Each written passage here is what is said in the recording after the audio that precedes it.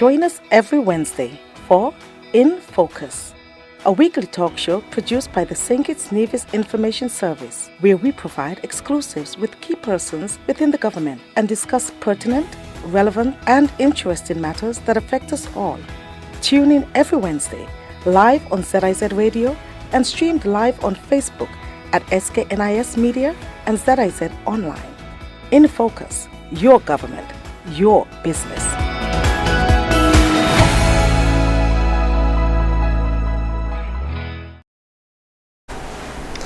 I'm Ian Richards. Welcome to InFocus, a weekly program where we zoom in on what's happening within and throughout the government, your government.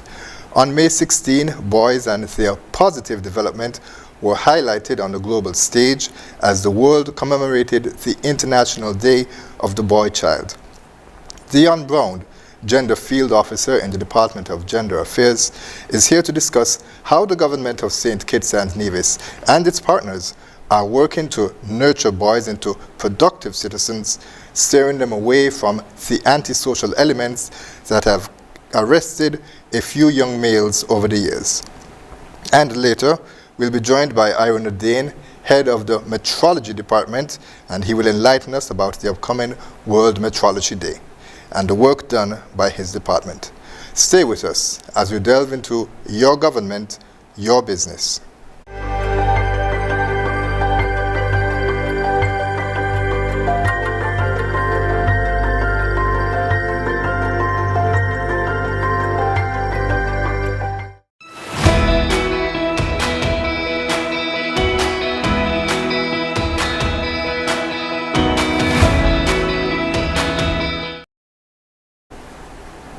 Welcome back to InFocus, and we welcome into our conversation Mr. Dion Brown, as you mentioned, Gender Field Officer within the Department of Gender Affairs. Mr. Brown, welcome. Thank you. Thank you for welcoming me, and I want to say good afternoon to the St. Kitts and Nevis and further afield. Right. Tell us, first of all, what is your role at the Department of Gender Affairs? It's a Gender Field Officer. What exactly is that? Well, as of current, I'm the coordinator of our boys mentorship program. I handle all things boys and men and human rights. So I develop programs and projects that address issues, men and boys issues. So that's what it is in a synopsis. Typically, you find that most persons in social work are typically women. Yes. How would you say that you got into that field? Well, I felt like we needed men in that field, to be honest. I felt like that we focus a lot on women and girls and their inequalities, mind you, that we should, but we can simultaneously also focus on men issues and boys issues because they are just as important. Yeah. And of course, a male would relate differently to a male. Yes. And yes. so that is a unique relationship that you have there. Exactly. Yeah. Okay. So tell us a bit about the International Day of the Boy Child. Well, the International Day of the Boy Child came about because we were recognizing that our men and boys have problems. In fact, there was the same founder of International Men's Day founded the Day of the Boy Child, Dr. Jerome Tillerson Singh. So he recognized that our boys are facing issues, but there wasn't attention being paid to the issue that our boys were facing. There was an International Day of the Girl Child around since 2012, but it's not until 2018 we had the International Day of the Boy Child. So we look at the issues that boys were facing, and we realized that these were urgent and immediate issues that needed to be addressed. For instance, boys and mental health, they're 5 times likely to develop ADHD than that of the female counterpart. They're 50% more, 60% more likely to be a victim of violent crime and a perpetrator at the same time. You know, in terms of dropout, they are 5 times likely to drop out of school than that of the female counterpart. So, and if we can look at the incarceration rate as well, prostate cancer. So when we think of the boy child, right? There are issues that they are facing, and we have to realize that these same boys are going to grow up to be men. And if they don't get the attention that they need now, then we will have a serious problem later on. So early intervention, of course, would be important. Is there a specific age range that is identified when you said a boy child? Is there a specific age that it starts at? No, we don't start at a specific age range. But right now, the Department of Gender Affairs, we have a boys mentorship program, and that we focus on adolescents for that. But what we realize is that should boys are exhibiting particular issues at an earlier age, in their primary school age, like violence, and sometimes, boy child just need to feel like there's a sense of belonging. They want to have a community, a family. So it's really nurturing our boys so we can have stronger families and stronger communities. Of course, you spoke about mental health, and that's the theme that we'll get in a bit later in terms of the world theme. Yes. But there is a local theme that the department has identified. Yes. Tell us what that is. Okay, the local theme is Boys Too. Boys, TOO, colon, embrace, empower, elevate. And we came up with this theme because we realized, like I said earlier, we realized that when we have discussions about issues, and so we mainly focus on women and girls. We spend a lot of resources surrounding women and girls and forget that our boys and our men need attention too. When we look at the housing situation, you'll see that more of the housing would go to women because I won't say it's an assumption, but women are head of the household and they have the children. But what we don't look at is that boys or men need to leave their mother's home and develop a family of their own. Men can raise children too, and we need to nurture that. In our boys, a sense of compassion, a sense of caring, a sense of love, so and I believe that we can also start teaching parenting in school because we need to have better fathers, and we need to start teaching co-parenting as well, how to healthily co-parent, and so this whole thing is about having stronger families, stronger community, and stronger society, a more community that is more harmonious. Much of what you would have mentioned, you can trace it back to slavery. Yes. At the end of the day, we know that men were used primarily for procreation. Yes. They were moved from estate to estate, especially the stronger ones in particular, and they were used specifically for that, leaving the women behind with the children. Yes. And of course, and there are older men as well who would be there who weren't as useful as the younger men. So it was essentially the older women, the young women who have children, and also the older men who were not as useful back in the day. And so that is where you could all trace it back to. Yes. So then the question is, how do you erase centuries of programming that falls into this type of behavior that we see being executed by our young men today? I would say it would be a challenge to erase, because behavior is not, and attitudes are not so easy to change. But how do we change attitudes and create a new culture is starting by with the little ones, right? The boys that are growing up, we try to change the perspective of parenting. How should you really parent a boy? I grew up in a single-headed household by my mother, but I also believe that I needed my father as well, because a woman can never, ever, and you can quote me, can ever teach a boy how to be a man. They can teach them what a woman expect from a man, but you can't teach a boy ever how to be a complete man. And I imagine that is where the Boys Mentorship Program will come in, right? So we'll discuss on the Boys Mentorship Program in just a bit. But in terms of the activities that you have for the International Day of the Boy Child, because, well, it's good to discuss those issues, and we certainly will. Part of raising the awareness is to essentially get the public aware sensitized to what the challenges are, what the issues are, and what the opportunities are as well too, of course. Yes. And so part of that would be activities that the department has had planned. So tell us a bit about that. Okay. The department this year have a bit of activities planned. We partnering with Nevis Gender Affairs with some of these activities. Of course, we thank SKNIS, the government of SKNIS, for inviting us on this show and to be a part of that planned activities as well. On Monday 22nd to Friday 26th, we are going to have a Boy of Excellence Award. This was started last year. So the department, the country started celebrating International Boys Day, World Day of the Boy Child, last year for the first time. So this would be the second time we're doing the Boy of Excellence Award. What that is that we plan to award a boy in each of the 17 primary schools who would have exhibit positive attitudes in school.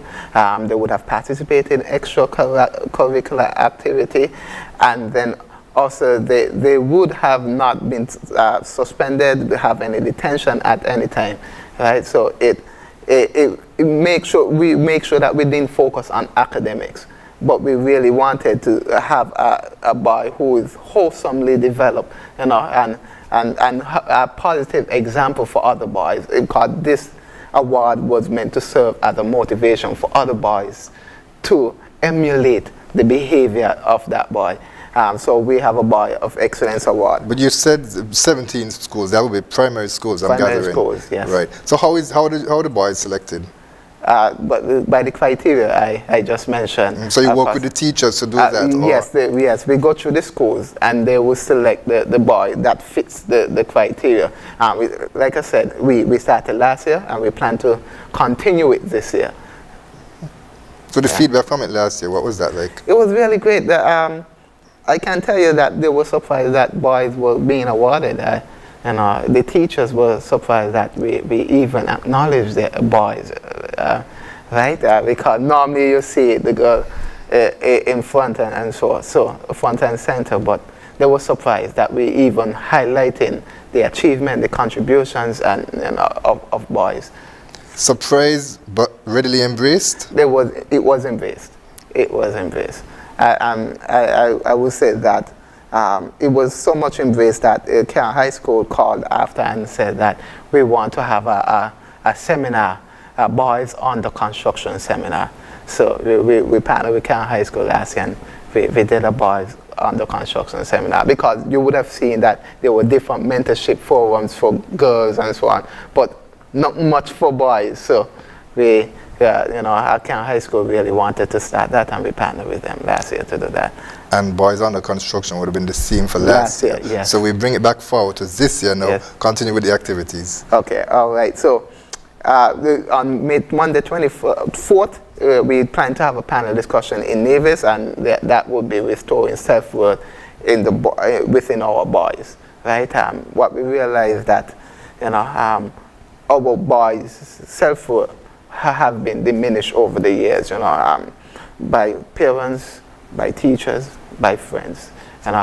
One of the challenges boys face are peer pressure, right? And sometimes our own friends can make us feel like we are not worthy. And we realized that, and we wanted to, have a discussion on that. How do we restore the self-worth within our boys, and what does that look like, right? So on the 24th, that would happen. On Friday 19th, we are asking the whole nation to wear blue, in support of our boys, right? And we're hoping that the schools, the business places, government offices that can wear blue on Friday 19th. That's this Friday. On Saturday 27th, we have a mentoring forum. What that is, that we'll have mentors and mentees come together in the boys mentorship program, so they can have discussion, they can dialogue with each other, and not just simply dialogue, but they can engage each other in games and different indoor and outdoor games and different fun activities, right? And then Tuesday 23rd, we have mentors training for vision and voices. So the Wesley Methodist Church would have reached out to the boys mentorship program and said they wanted to start their own mentorship program in the church. And quickly endorse that, because the Wesleyan Holiness Church in St. Paul also wanted to start a mentorship program, and we did with them in February of this year, called Cut and Shape. So we are on to helping the Wesleyan Methodist Church. We interested in developing different community mentorship programs. We will give you the support. So if there's any organization out there that is interested in developing community mentorship program, just know that the Department of Gender Affairs is here to help you in developing it into a sustainable mentorship program. Saturday 27th, we want to have a mentors training for recently launched Virgin High School mentorship chapter. And that should be top of the celebration for World of the Boy Child.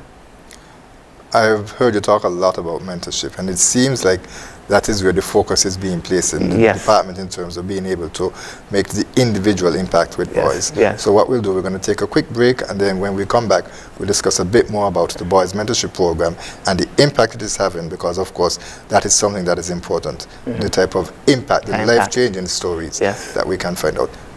Viewers, stay right with us, and listeners as well. We'll be right back for more In Focus.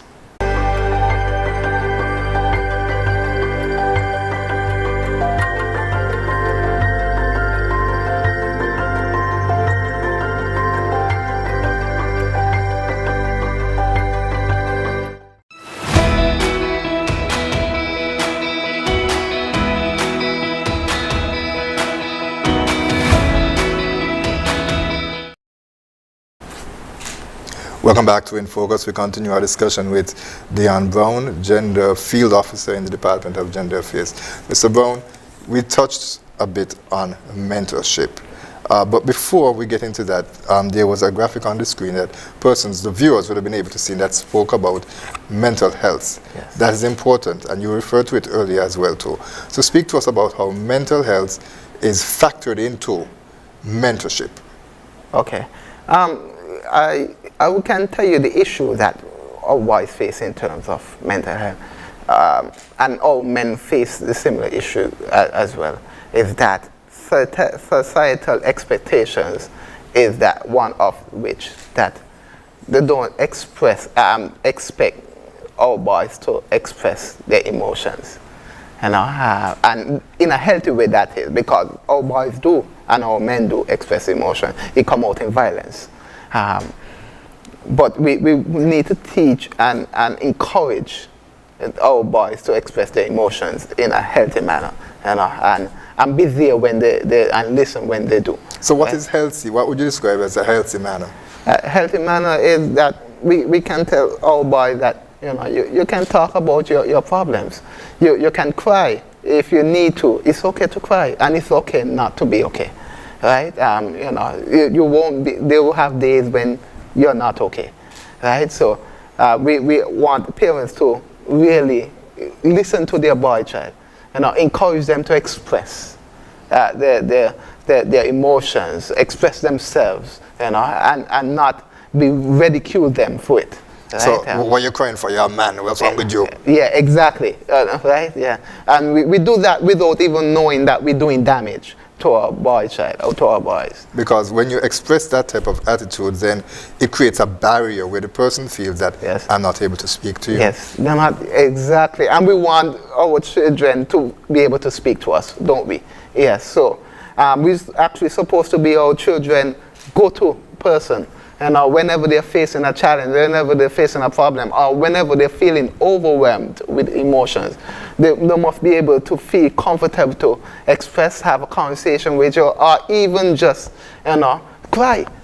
Sit there and cry in front of you. But, we want to start creating those attitudes in our parents and letting our boys know, there's a safe space at home. And while we talk about there's a safe space at home, we also need to let them know there's a safe space at school. That's right. So we need to have school as safe spaces as well. Like I said, we need stronger communities, a stronger nation. And we won't do that only by focusing on our women and girls. We need a societal approach. right? And so we need all men and boys if we are to achieve gender equality. So how does the boys mentorship program that you referred to cater or offer mental health services? Okay, so we have a counselor on board. The boys mentorship program has an advisory board, and there's a counselor on board with that. I would explain what the boys mentorship program is like. Of course, we know mentorship as traditionally one-on-one, but we go further than that. Of course, we have the one-on-one, but there are different elements of the mentorship program that we think. So we have the one-on-one mentorship. We have the group mentorship, where we bring them together and we have an individual that will talk to them. We have team mentorship, where there are several individuals that would mentor several mentees. We also have the community involvement. We encourage our mentors and mentees to just do community projects, to bring a sense of ownership to community, a sense of belonging. And so we also have the life and social skills training that we will do in the mentorship program. And like we said, like you said, how do mental health fall in place? I would say that all of it is about mental health. We really trying to develop the boy wholesomely, in mind, body, and soul, right? And why I say that is that mentors serve as role models. We encourage them to listen, and even if they don't, we are the advisory board. We at Gender Affairs. We are encouraged to listen to them and make sure that the child's best interest comes first. I imagine the techniques for listening comes out within the training, because Yes. you just highlighted a number of trainings that's going to be happening. Yes. So tell us a bit more specifically about how that is done during the training. What modules maybe help to bring that out? Okay, so we have a operations manual actually for the mentorship program that was developed by the OECS Juvenile Justice Project.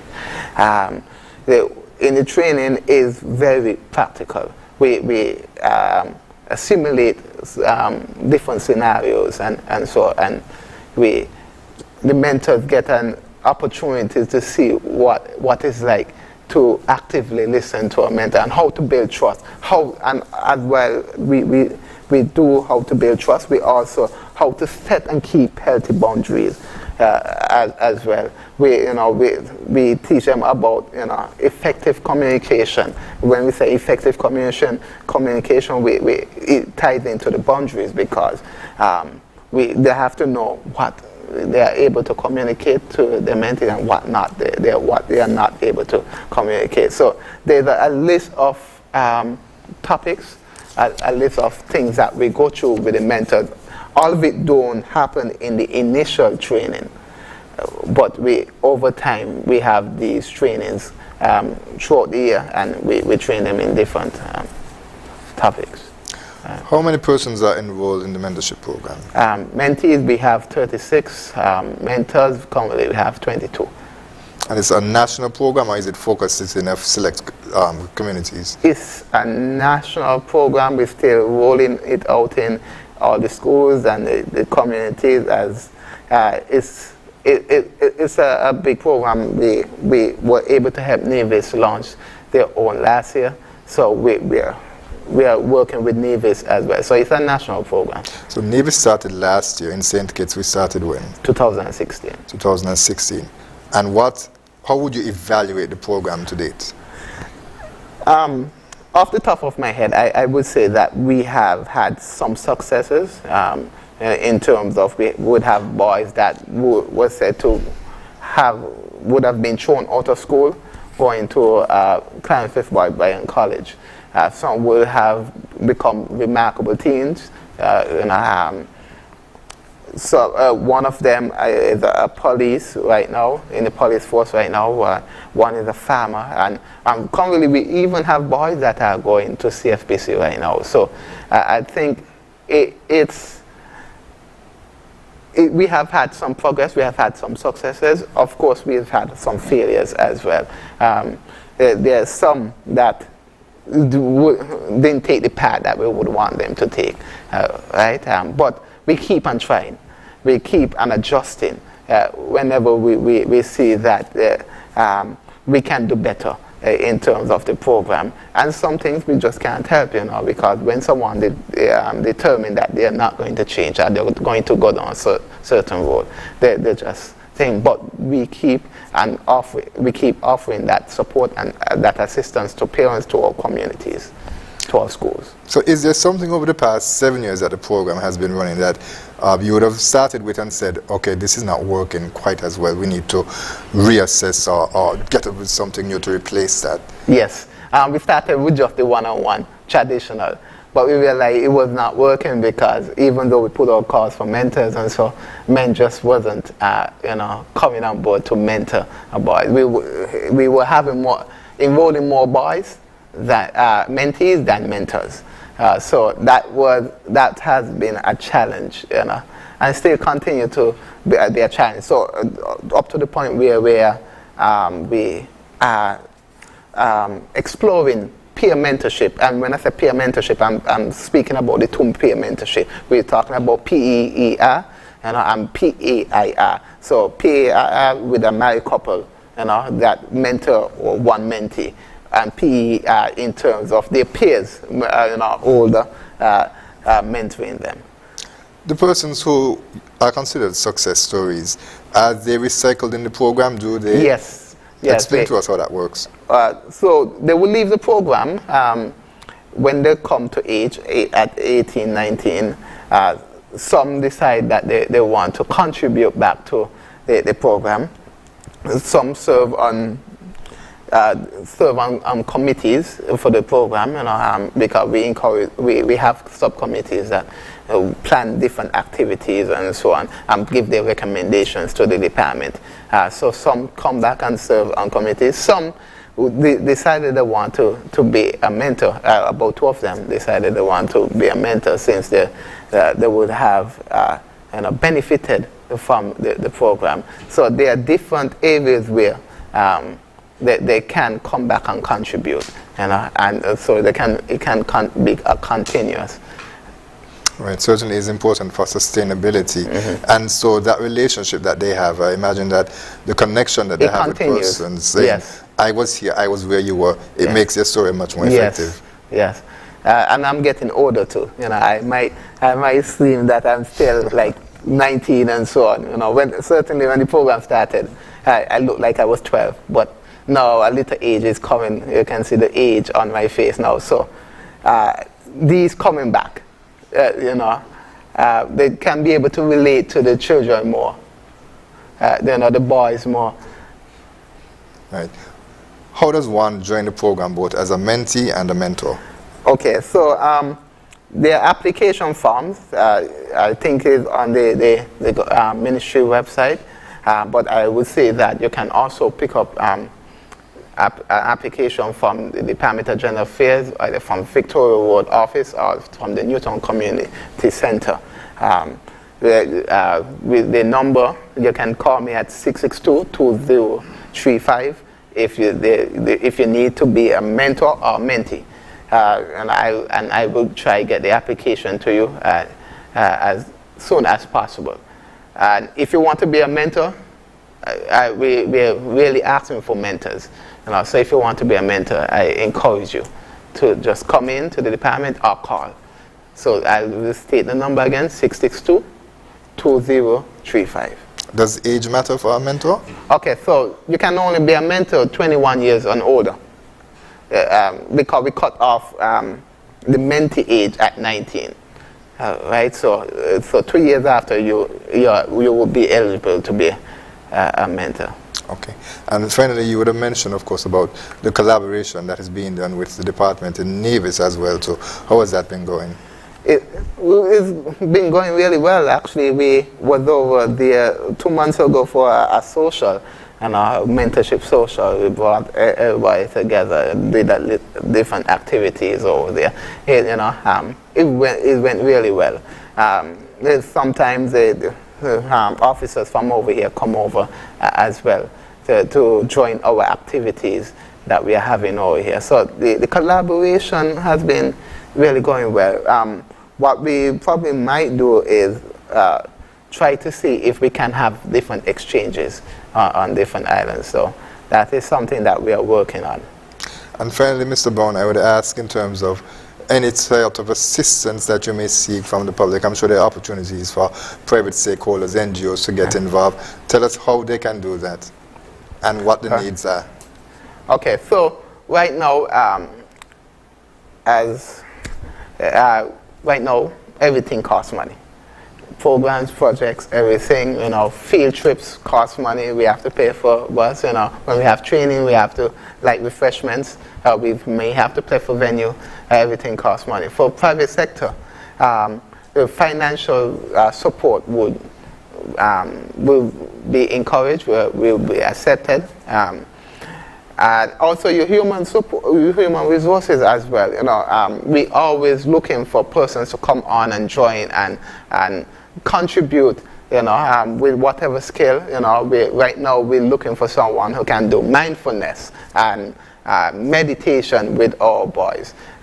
So that is something that we are looking for. So if you have any expertise and you want to join a program or you want to contribute back to our boys, you know, you can you know, visit the department, ask for the Director of Gender Affairs and discuss how you will want to contribute to the boys mentorship program.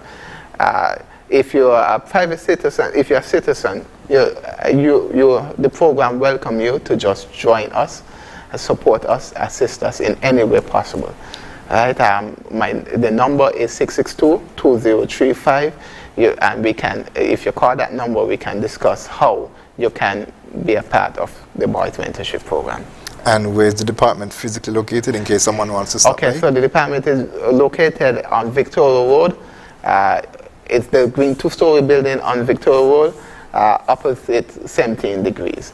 You can just visit that, or you can visit the Newtown Community Center, the second floor. I'm on the second floor of the Newtown Community Center.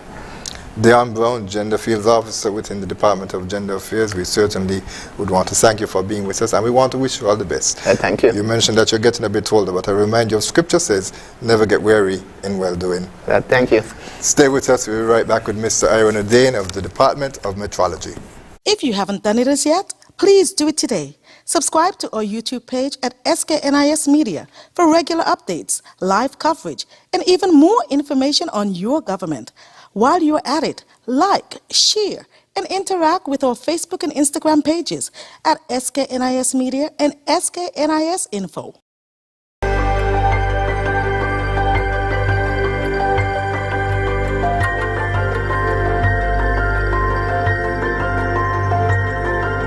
If you haven't done it as yet, please do it today. Subscribe to our YouTube page at SKNIS Media for regular updates, live coverage, and even more information on your government.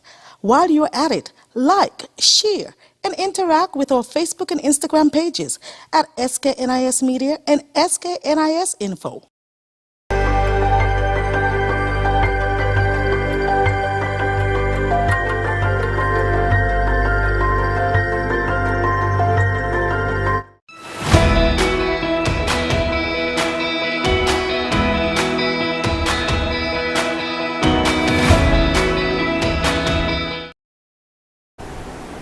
Welcome back to InFocus. I'm pleased to welcome Mr. Aaron O'Dane, the head of the Metrology Department here to InFocus. Mr. O'Dane, welcome.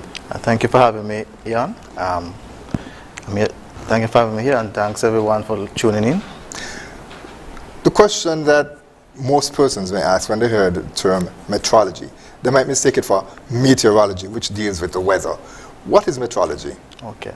Well, the persons are not alone, because even when I started, I actually thought it was actually had to do with the weather. So I said I had to get a good umbrella and a good raincoat and so forth. But only to find out that it actually has to do with measurement. Metrology is essentially the science of measurement and its application in society. You know, since the caveman age, we've been always asking how hot something is, how cold it is, how deep, how heavy something is. So scientists decided to put all these questions together and formulate a science that could answer these questions and could answer that society could take advantage of having good measurements. So give us some practical examples of how the ordinary man uses metrology in the day, because of course we would understand that in the professionals, architecture, construction, you know, those are the areas that you would think about it, but what about the ordinary man? Okay, take for example this morning when you wake up. One of the first thing you do, you look at your alarm clock. That's a measurement, that's time. You get up, you go in the bathroom, you take a shower, there's measurements behind that. There's water flowing through a meter. If you're using hot water, there's electricity as well.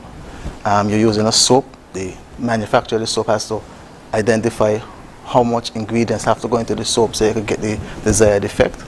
And even when you put on your clothes, the length of the size of your waist, that's a measurement. So it's very practical, very everyday little things. Measurements are involved in and makes our life much, much easier. The different types of metrology? Yes, there are 3 types. There's the industrial, the legal, and the scientific. Explain the difference. So when we talk about scientific is at the head of metrology. That area of metrology develops the measurements, the instrumentation, and so forth, and then disseminates it to the other 2 fields of metrology.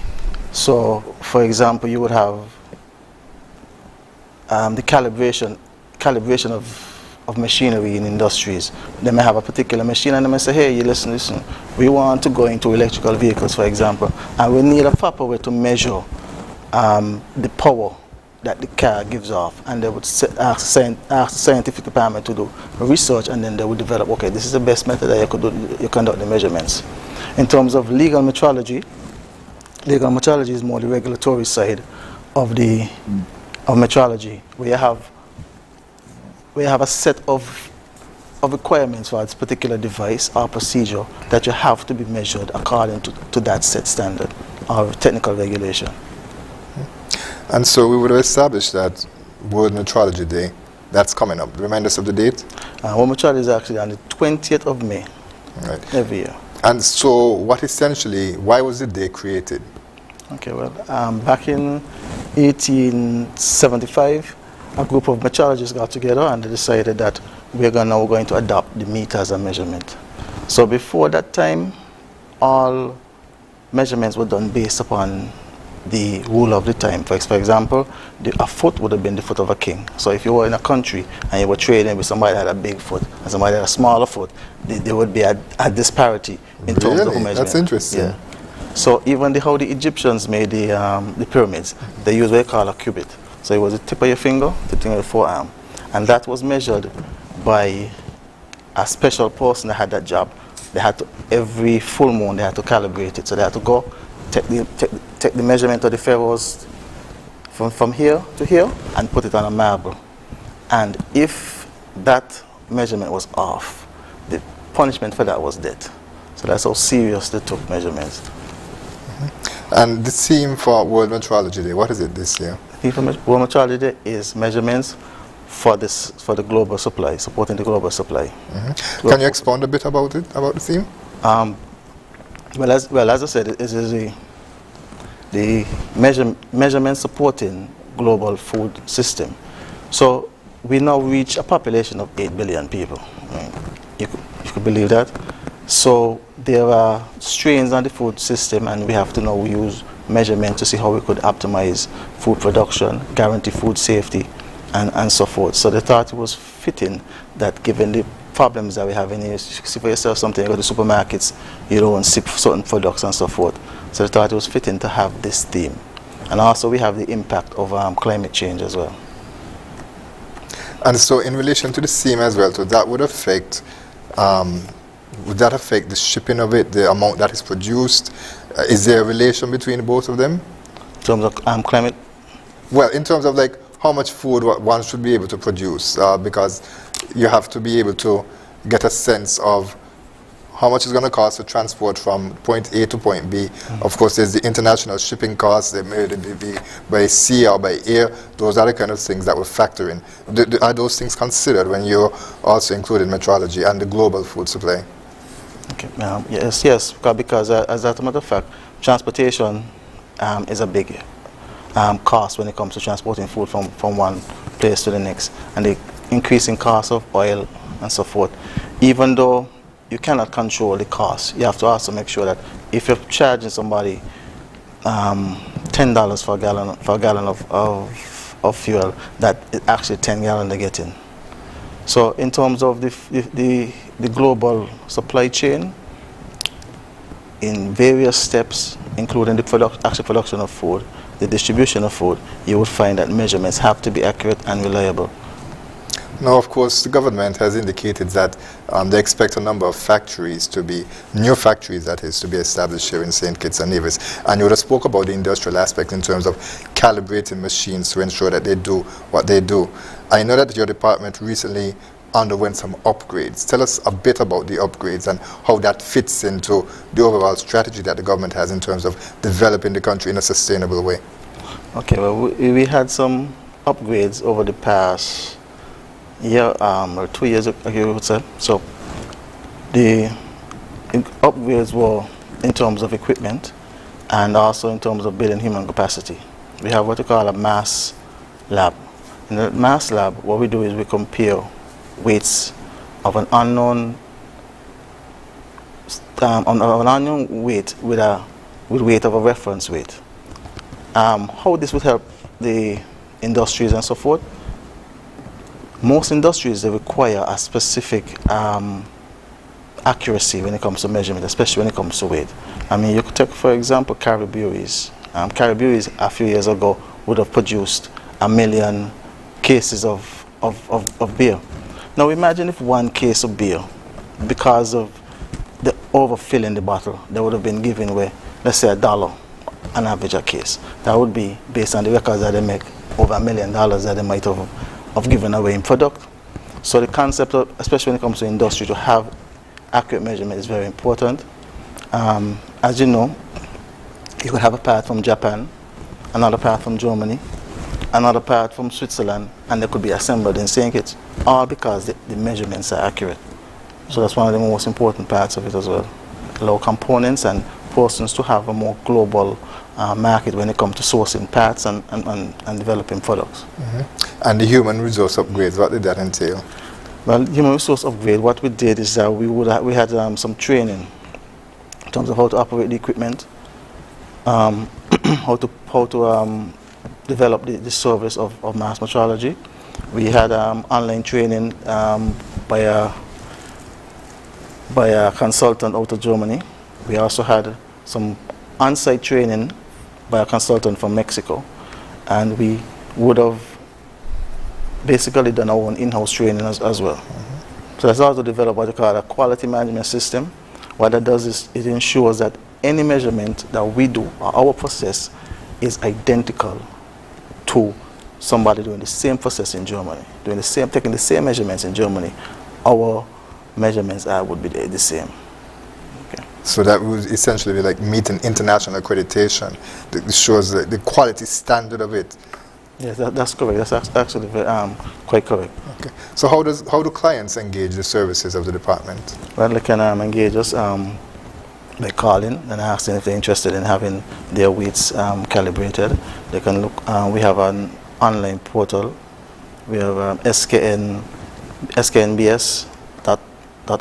and we also have a Facebook. So they can various means. They can call us. They can contact the government switchboard, or they can call 467-1495. And how would you say that the upgrades that have taken place, both in the equipment and also with the human resource, how would that help clients moving forward in St. Kitts and Nevis? Not just those that you have there, but those potentially who are to come. Okay. But what it would do is that the current one that we have, they know that they have a more accurate level of precision when it comes to our capability to take measurement. And we also intend to attract other persons from other Caribbean islands who may be too costly, because it's very just the transportation cost alone to ship to send weights overseas to calibration is very high, and with the cost of transportation going to become even higher in the future. So that's one way that they can take advantage to know that they have the St. Kitts and Nevis Bureau standards that they could rely on for accurate measurements. And that is exactly where the international accreditation, as I mentioned, would come in. Exactly. So that would actually be a marketing tool that we would have. We already follow the standard, but it's for us now to actually get the documents to say that we are accredited. Final comments, Mr. Odin? Final comments. Well, the final comments is that, well, I just want to encourage the population of St. Kitts and Nevis to visit the St. Kitts and Nevis Bureau of Standards. We have other services such as chemistry. We do chemistry on food and water. We also do microbiology analysis on food and water. We also conduct air quality analysis as well. So persons who want to check the quality of the air, both for mold and for other like gases. Again, in terms of metrology, we do have quite a bit of legal metrology. So persons in St. Kitts and Nevis can have the confidence when they go and purchase food from the supermarkets that they're actually getting what they paid for. You know, it's a very vigorous, very robust program we have when it comes to legal metrology. Right. As the famous song went a few years ago, get your money's worth. Right, exactly, your money's worth. Thank you very much for joining us, Mr. Odin. It was a pleasure having you today on InFocus. Same here, and it's good to see you, Ian. It's been years since I haven't seen you. It's good to be here. Same here. All right, thank you. Viewers and listeners, we thank you so much for joining us this week for another edition of InFocus. We trust that you will be joining us next week at the same time, at the same place. For now, I'm Ian Richards. Join us every Wednesday for InFocus, a weekly talk show produced by the St. Kitts Nevis Information Service, where we provide exclusives with key persons within the government and discuss pertinent, relevant, and interesting matters that affect us all. Tune in every Wednesday, live on ZIZ Radio and streamed live on Facebook at SKNIS Media and ZIZ Online. InFocus, your government, your business.